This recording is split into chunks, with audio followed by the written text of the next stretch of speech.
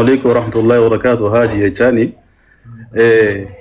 جولي دانغا تيغا غموجيمي صوتي وايد دانغا تيوجي والقبط قينا غافتو بربادو دانغا خيستو بابيل راهن ميسو بردو دين لفتي osnaannu oromiyaa keessa jiru aanaa meesuu irratti jalatti hordofde gaafa meesuu jala jirtutti magaaluma oromiyaa daangaan kun yeroo hedduu itti beelamamaa ture itti haasawamaa ture ammallee saamichi daangaa sanii hin dhaabbanne takka kana lammaffaa ajjeechaan daangaadhaa kuni yeroo hundaahu akkuma itti fufetti jira furmaanni waan kanaa yoo maal tahaa dhugumatti Itoophiyaa keessatti gareen wanni amma sooshaal miidiyaa irra dhiyeenya kana waan deemaa jiru akkuma yaadatti kan nuti barbaadeeti wanni Somaaliyaa keessatti eegaa turre san Itoophiyaa keessa dhugumani jira wanti kun gochoonni kanaa kun amantii fi saba amantiidhaan walitti hin buusuu kanarratti illee akka yaada nu kan nuti barbaada sadaffaa ammoo dhuguma qabsoon gartee ummata islaamaa sheekota gartee qabsoo qeerroo dura ture ni dhalchite jechuudha achi as dhufe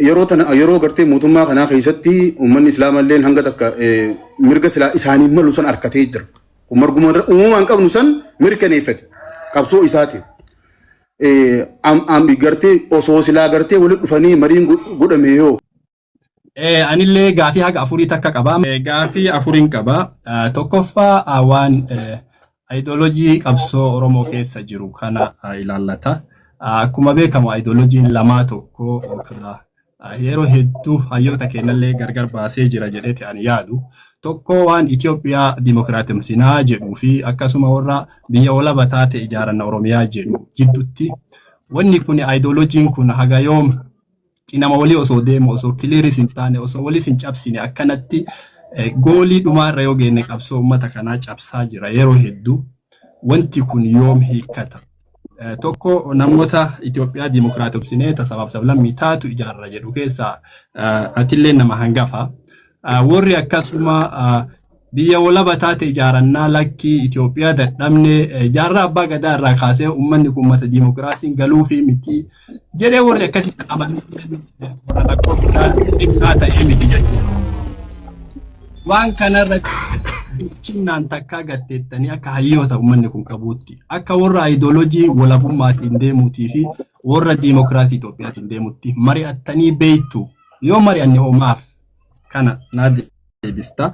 Isa lammataa ijoollee amma bosona jirtu tama kalee yeroo qabsoo maaster pilaanii qabsoo qeerroo atillee hoogganaa turte harki wayyamni keessattuu yeroo isin mana hidhaa seentan Hacaaluun ajjeefame gara bosonaatti ijoolleen kun hedduun isaanii harka kanarraa booda jechuudha. Irra guddaan isaanii ka bosona kana seenan ilaalcha ati ijoollee tanaaf qabdu deeggarsi ati isaaniif gootu hoo jira maal? Ijoollee tana itti amananii rakkoon kenna qawween malee furamu jedhaniiti itti jirani.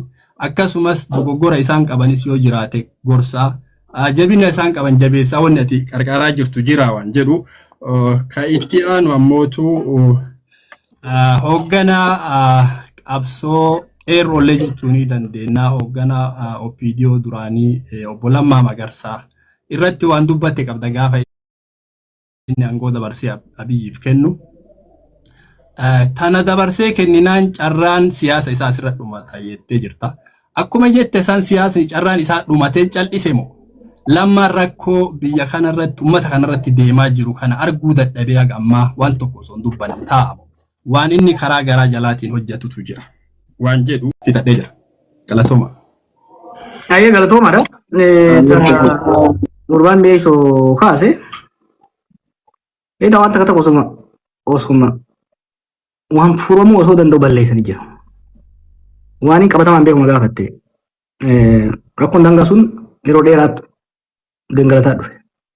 Gangalataa dhufee referendamii goone jedhanii haalata qaba referendamii ni beekna. San booda bara qabsoo qeerroo kana ittiin dhaamsine jedhanii uummata wal fichisiisan. So sagantaa karoora lama tarsiimoo steeppii lamaatiin itti seenne waan san waggaatti deemnu. Tokko ka yeroo gabaabaa nagaa buusuu lola dhaabsisuu fi nagaa buusuu. Sadaffaa furmaata waaraa jechuunis daangaan bifa ifa ta'een akka sararamu. Sadaffaa immoo hawaasni kun misoomaa fi hawaasummaadhaan wal hidhataa akka deemu yoo development project baafneet kan deemne jechuudha. Moyyaalerraa hanga hardiimitti hanga naami lafa teessanii olta nama karaarra jirtu tana. Maali gaa? Dooba. Doobaan gaman hanga mi'eessoo dabartee gara Awaashitti dhuftu kanatti. Bordoddee na Awaashi. Bordoddee. Hanga Bordoddeetitti Moyyaalerraa hanga Bordoddeetti gosoota lamaan jiran. Hanga konfiyuuna godhanitti gaafa tokko waan ta'e ni hima. Gosa lamaa dhufe gosa Oromoo fi gosa Somaalee. Gosti Oromoo sun afaan Oromoo haasoftu afaan Somaalee haasofti. Gosti Somaalee afaan Somaalee sirriitti beektu afaan Oromoo haasofti. Gara Baabbilee kanaan si'a. Manni kun wal keessa jira. Wal loluun barbaadanii wal lolchifamaa turan. Araaraas godhachuu danda'u. Garri Booran irraa kaasee as hanga Iisaa fi Ituu jidduu jirutti sanii gaditti hanga gosa balbalaatitti nama finnee mariisifnee Finfinneetti, Dirree Dhawaatti, Naayiroobiitti, Dubaayitti, Ameerikaatti, Awurooppaatti marii bal'aa goone waan san dhaabuu dandeenya jechuudha. Karoora itti aanu kasila mootummaan fudhatee muddootas mariisiisee seenaas laalee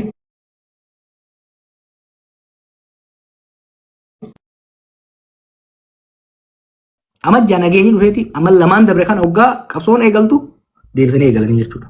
Ammas taatu dhaabbachuudha qaba. Maaliif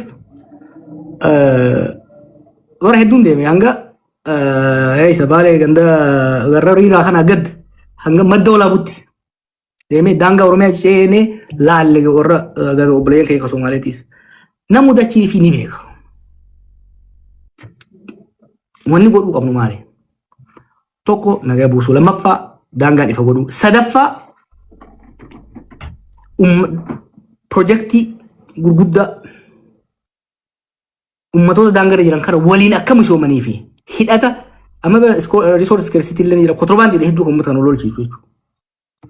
Kanaaf projektoota gurguddaa godhuu Itoophiyaan hoggaa dizaayin gootu nama beektaa mana akka ifii ta'u ijaarratame akka isaa ta'utti warri ijaare akka isaa ta'u ijaare. Fakkeenyaaf waa'ee gumuruka kana fudhattan waa'ee kontirbaandii maal godhu kana bakka biraan jiru bara. Naannoo Somaalee Oromiyaa gama bahaa fi kibbaa qofa jiru. Moyyaalee kaasii hanga gara Somaalilaandii seentu kana harma jiddu ka waraanni gannatamee deemu. Gara bishaanis gumuuraanni achi deebi'ee godhamti. Kanaaf diinagdee kanaas diisentralaayiz godhuu. Diinagdeen Itoophiyaa yeroo ammaa harki 70 Finfinneef naannoo isaa irratti hirkatti. Maaliif fiwudaalonni hoggaa ijaaran akkasii dizaayin godhan. Diinagdeen Itoophiyaadhaa keessattuu uummata qonnaan bulaatiif uummata tiifatee bulaa gara gammoojjii jiru kana irraa saamuudhaaf malee takka itti kennitee hin beektu. Uummanni Harargee Bahaa keessa jiru bar baay'inni isaa xiqqaaseera. Probably 7 to 8 million. Harargee lamaanii mariisiin jechuu jiru Harargee Bahaa qofa. Bajanni Harargee Bahaatiif ramadamu ka Bishooftuu waan caalatti fakkaatu Bishooftuu naannoo sana. Kontribiishinni garuu yoo laalte tiktookiin naayyamu malee waan tan akka gaafatan yaadee karooraa fi sassaabbii galii bara dabree kana ni qabama. You can't believe it waan godinoonni kennan. Godinni Wallaggaa fagoo jiru, Arsii lixaa fagoo jiru, magaalonni garuu hin kennan. Maqaaf illee yoo taate mootummaan dargiitii fi mootummaan Ihaadeeg rural center turan baadiyyaa irratti agricultural development waan akkasii qaban turan. Tun garuu harka tolfatteetuma mootummaan magaalaadhaa taate. Mootummaan magaalaatii fi mootummaa highwayidha. Resoursiin uummata diyyattu kanaaf uummatumti keessaa baane. Aanaan keessaa dhufe sinitti immoo buna Harar jedhamu kuni bookee fi gololchiituudhaa dhufa. Aanaa sadii akkasi. Bunni tokkoffaan Itoophiyaadhaa buna sani. Buna san kiiloo takkarraa yoo kiiloon takka doolaara 10 gurguramte aanaalee san saantimni 10 hin dhufu. Yoo kiiloon takka doolaara 10 gurguramte saantimni 10 hin dhufu deebi'ee. Ni beektan gaa ijoolleen naannoo keenyaa ni beektan. Kanaaf Economic model Itoophiyaadha redesign godhamuudha qaba.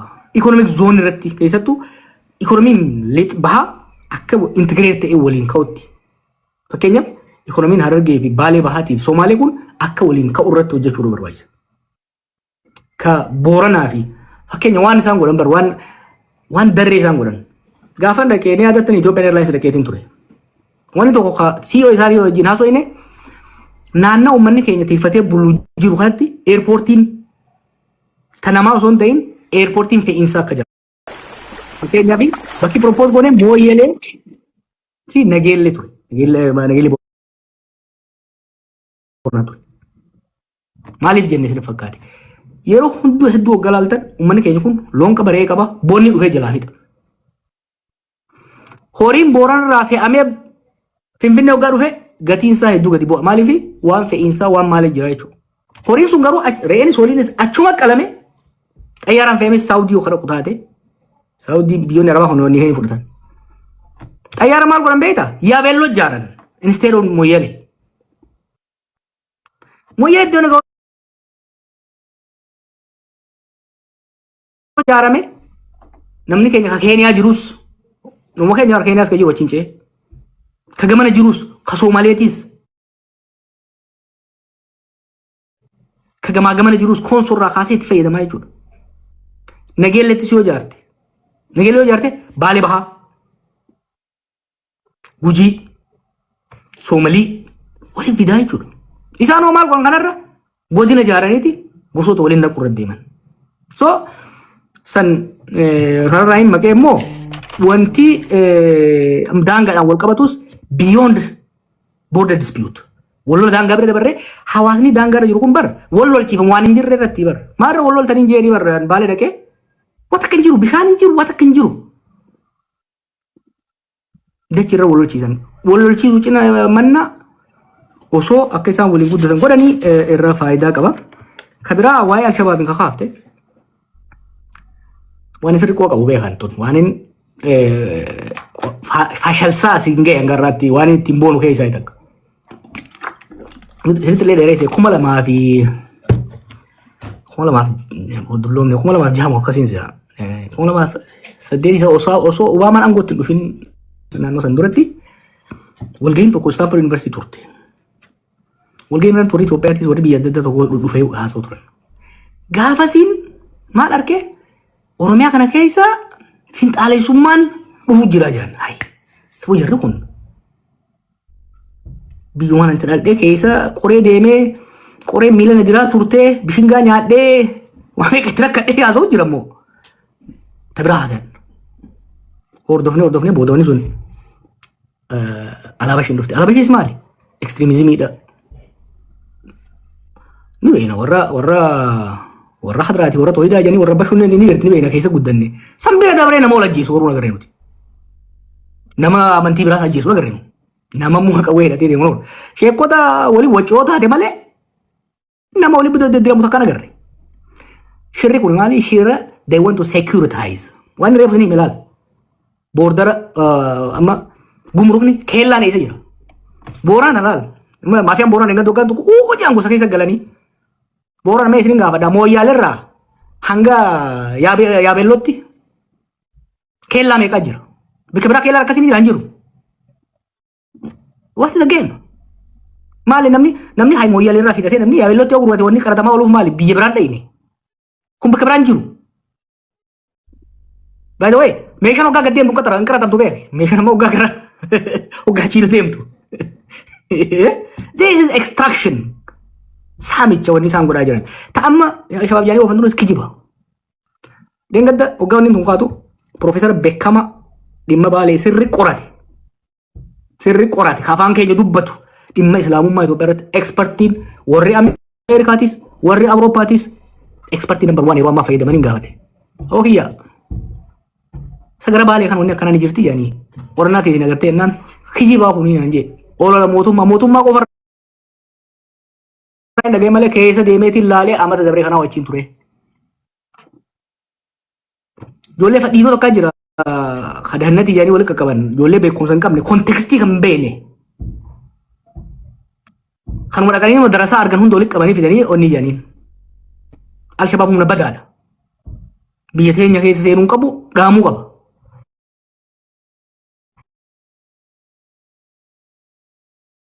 Naannoo Somaalis naannoo Oromiyaas akka hin seenne. Naannoo biraas akka hin seenne maaliif? Uummanni Somaalee cunqurfamaa ture baroota dabre keessatti. Garuu siyaasa amantii osoo hin ta'in siyaasa sabboonummaa naashinaalizimiidhaan moobilaayiz ta'e rakkoo isaa ekspas godhaa ture. Gaafa warri akka Al-Shabaab kun dhufu sammuun namaa fi onneen Soomalee Itoophiyaa keessa sabboonummaa sabaatiin etnik naashinaalizim qabamee jira bootaa dhabe. Oromoo keessattis Oromoo naashinaalizimiin qabamee jira bootaa dhabe jechuudha. Yaaliin godhamne jechuu miti. Ammas qabatamaatti arrafa amma makalakayaan bordoddeedha. Bordoddee yaani bordoddee irratti Al-Shabaab qabnee yaanna. Hoggaan adda baafatu jarri musliimaa miti. Oromollee miti. Kun shira warri shira xaxu mootummaa keessa jiruu fi bakka biraa jiru oofuu fi gowwaan keenya osoo addaan hin baafanne dubbiin laaqqatu. Keessa dhalanii uummata kana ni beeyna nu caalaa miidhaa Al-Shabaab beekuu hin dandeenye. Maaliif warra keenya amma Arsii keessa maal jedhan ummaan tiyya warra Tuulamaati Salaaleedha. Abbaan kiyya Arsiidha ummanni keessa guddanne uummata Harargeeti Ituu fi Nooleedha. Arsii bataskaana fidee kajaare baalaabbaatota Arsii Ortodoksii fudhatee zamana malee fudhatee fi Salaaleedha. Goorgis qabna nuti amma warra keenya. Diimaa Goorgis warra keenya ijaare. Hoggaa ijaaran Arsiif Salaalee waliin baatee ijaarte. Har'allee gaafa Oromoo barbaadu waliin haaromsa masgiidas akkasuma. Kun kijiba uummata waliin buusuudhaaf godhanii. Wanni amma oofanis fakkeenya wanni amma waa'ee amantii sana Arsii keessa fidaniif Wallaggatti Amaara ajjeesaniiti Amaara jedhaniin musliima harka amma Wallaggatti sun irra caalaan nama walirraa buqqee achi dhaqe. Amaara jedhaniin Amaara. Jawwee dhiifama mucaan si afaan dubbatee gaafii filannoo san si irraanfachiise namni hedduun eeggachuu jira. Beekaatiin irraanfadde. Beekaa irraanfatte. Ayyee. Amma fidan kanaas kanaa ittiin deemanii jiran. Malli jiru maali? Tokko hubannoo namaa kaasuu barbaachisa. Wanni akkasii yoo jiraatte immoo uummanni keenya ni beeka. Tarkaanfiin ni fudhatama. Kana saniin ittiin deemudha. Wanti biraa isin kaaftan waa'ee ijoollee waa'ee idiyooloojii. Kun waan durirraa gangalataa dhufte amma garuu furmaataatti dhuftee jirti. Gaafiin takka beektaa osuma gangalattu deebii argate. Amma deebii piraaktikaalii deebii argatee jira gaafiin ammaatti kaafte san. Wannuma hayyootumatti xiqqaa tokko jidduutti waa deddeemti malee amma garriitti fottoo garriitti nurraa fottoo qanis hin jiru amma booda. Kitaaba gara dhumaa irratti waan hin barreesse isin fassara.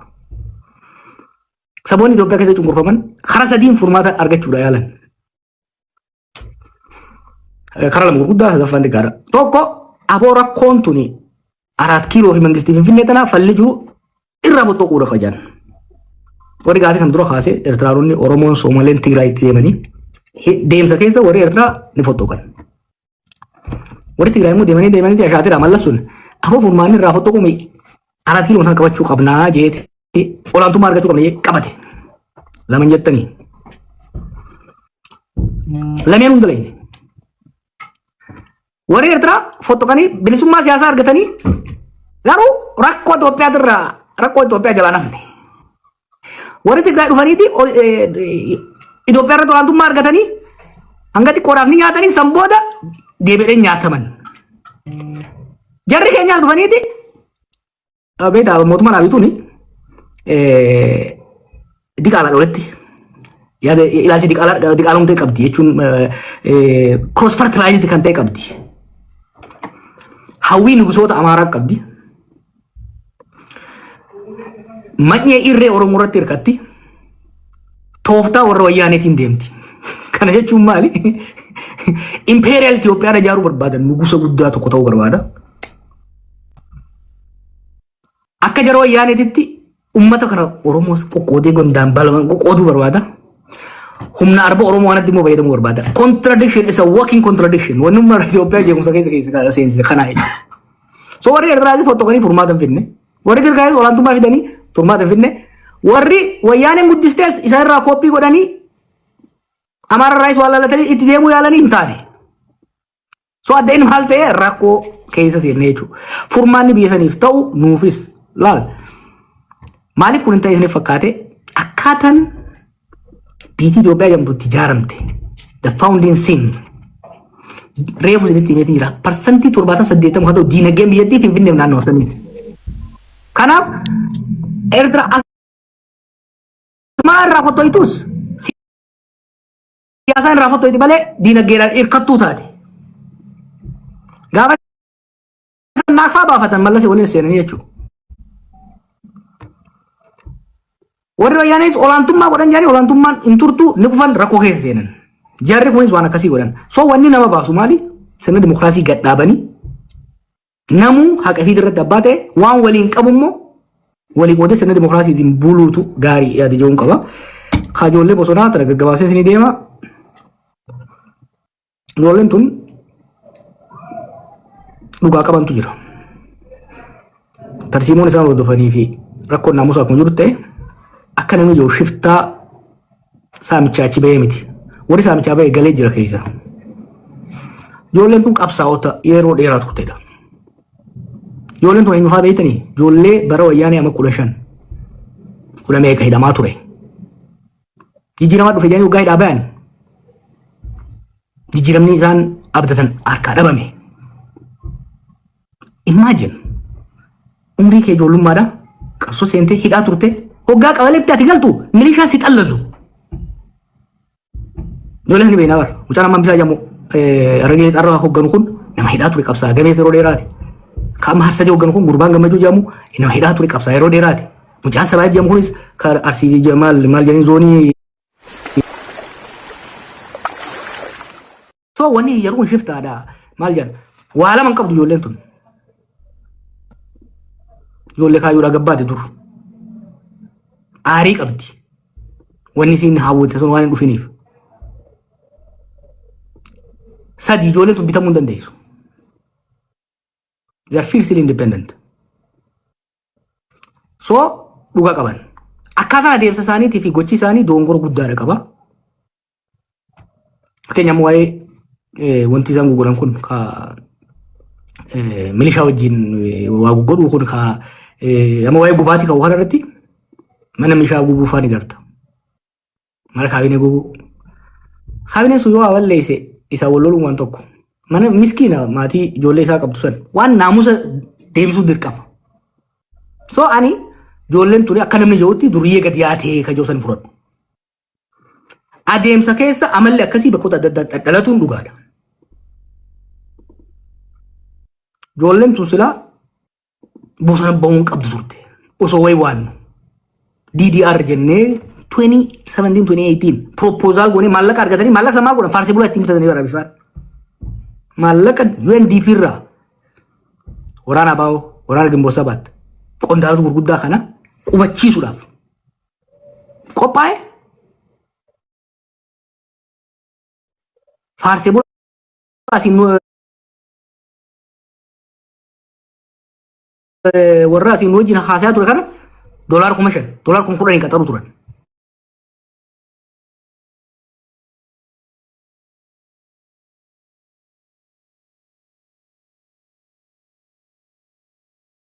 Ijoolleen tun marroo isaan dura waan baheef ture ijoolleen 300 wayi Eertiraa irraa dhufte oppidiyoon kaleessa manaa isaan baaftee irra deebitee itti fincoofte akka namaatti itti dhagamee caakkaa galte gaafas gaafan galaa jedhuun 2019 haqa isaanii ni beeka guddoo ta Oromiyaadhaa laalaa jennee galaa jennee malee ijoolleen galchine maal godhan itti taphatan deebitee caakka deebite yoo ta'e caakka deebite.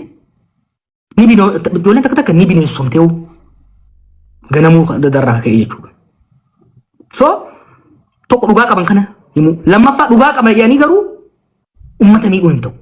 Yoo dhugaa uummata kanaaf ka yaadan taate uummata sibiilii ajjeesuun buttaan godhamu kun dhiifis wal ajjeesuun dhaabbachuudha qaba.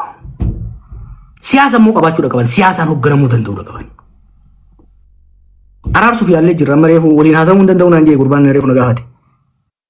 hedduu yaalle. Amma reengadda yaayyaanis dubbachuu ture. Akka yaadatti yaada bareedaadha. Ameerikaa finne, Noorwee finne, Keeniyaa finne, Igaad finne, UN finneeti. Maallaqaas beekumsaas dippiloomaasiis finneet balleessan walgahii Taanzaaniyaa daasan. Maaliif? Jumlaadhaan marroo hojii tajaajilarra chirchaaroodhaan sanyiifaa bituu qabna je'aniit balleessan. Durirraa kaasee maal jechuun ture wanni kuni baduu hin danda'u. By the way, amma TPLFis akkasii yaaluu jiran baduu hin danda'u. Liberation fronts are not easy to destroy. Kanaaf yaallee jirra. Amma namni gowwoomuu qabu. Harka mariidhaaf balbalti banaa ta'uu qaba. Garuu harki micciiramuudha qaba. Harki micciiramuudha qaba jechuudha. Ibiddi jalaanis gubbaanis hidhamuu danda'uudha qaba. Ibiddi uummataa. Amma immoo gaariidha. Diinagdee biyyattii cinaa wal lolatti fixanii taan nyaatanii fixanii amma uummata nyaatu jiran. Uummanni kun gaafa irraa fixan waan hin oolle jechuudha. Direct godhaa deemaa jirra waan uummataa kana.